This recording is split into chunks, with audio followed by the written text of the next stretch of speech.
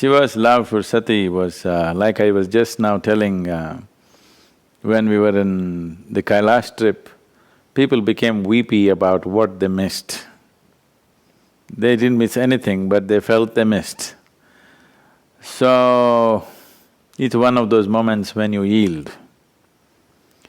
So Shiva's love for Sati is just like that. It's one of those moments where he gave in to the ways of emotion and to the ways of life. That was not an eventual happening in his life, that was just a small happening in his life.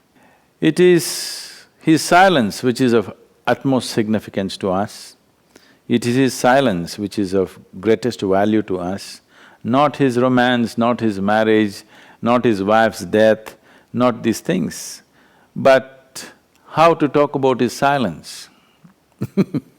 There is no way to talk about his silence. Now that you've brought up the question yes, he went through all the throes of romance and the death and the grief and the works. But the moment he set it down, he simply sat there still unmoved, as if nothing had ever happened to him. Nothing had happened to him at all, and in fact nothing had happened to him, and nothing happens to anybody for that matter. It is just that because our psychological and emotional structures are such that it is designed for us to enjoy the juice of life. But unfortunately, most people don't drink the juice of life, they drown in the juice of life. So Shiva also allowed himself that luxury for some moment.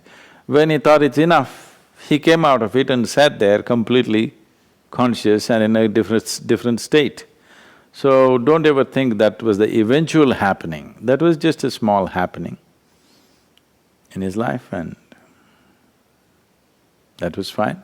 That made him kind of more human-friendly because people could relate to him because he also grieved. That gives some joy to all the people who are in different levels of misery, that Shiva also suffered for a certain period of time.